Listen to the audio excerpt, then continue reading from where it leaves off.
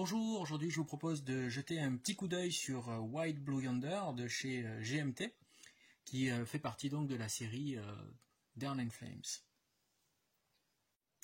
On va d'abord jeter un petit coup d'œil au dos du jeu, pour voir quelles sont ses spécificités. Donc on nous dit 14 ans et plus, et ici au niveau de la complexité c'est moyenne basse, et au niveau solitaire c'est vraiment très bas, avec une durée à peu près de jeu entre 60 minutes pour les campagnes et plus, et 15 minutes pour les combats aériens, à partir de 2 joueurs et plus. Donc on va ouvrir cette imposante boîte et voir un peu ce qu'il y a à l'intérieur. Donc on y va. Donc alors, qu'est-ce qu'on peut voir? Donc tout d'abord, le livre de campagne, donc, qui doit nous présenter, voilà, en plus des règles supplémentaires de campagne, on a donc tout ce qu'il faut pour jouer donc en campagne. Ensuite, on a ici les règles réservées donc au combat aérien, hein, tout ce qui est dogfight. Voilà. Donc si on se contente que de faire des combats aériens, eh bien on en a pour à peu près 19-20 pages de règles. Ensuite, qu'est-ce qu'on a? On a donc les différentes... Hop là. Voilà, donc ça ce sont les cibles pour les bombardements. Voilà. La planche de pion, la première. Okay. L'autre planche, plus petite, avec donc les pilotes.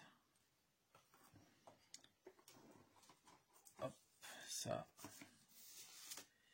Donc ici, pour les campagnes, les différentes campagnes donc qu'il peut y avoir.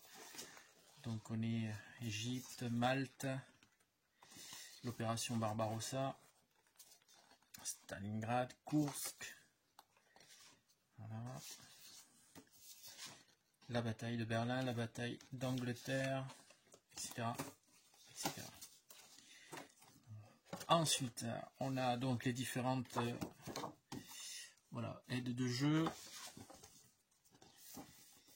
Donc, il y en a beaucoup de tableaux, et puis un impressionnant paquet aussi d'aides de jeu, de tableaux, de repères pour pouvoir faire donc les... Ah tiens, celui-là est abîmé, celui le dernier. Donc voilà, donc pour pouvoir mener ces parties. Ensuite, les paquets de cartes. Voilà.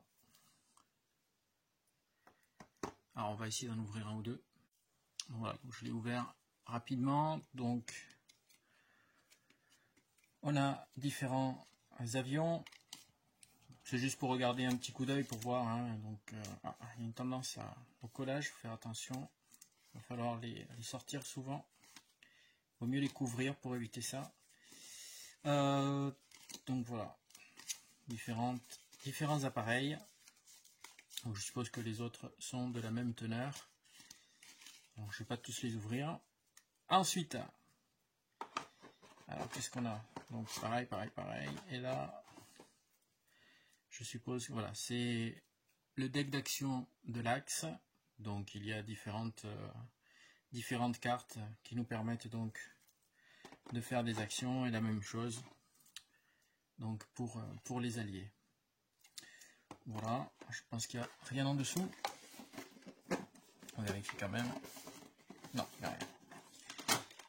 Voilà.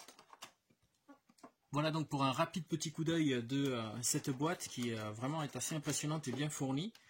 Alors j'ai déjà 2 jeux aériens avec des figurines hein, qui sont Down in Flames, et puis un autre. Je pense que bon, alors pour jouer en solitaire c'est pas trop mon but. Donc je vous montrerai quand même, si j'ai le temps, l'occasion, une petite partie de White Blue Yonder. Je vous remercie de m'avoir suivi, de vos likes, de vos abonnements, et puis je vous dis à une prochaine fois. Au revoir.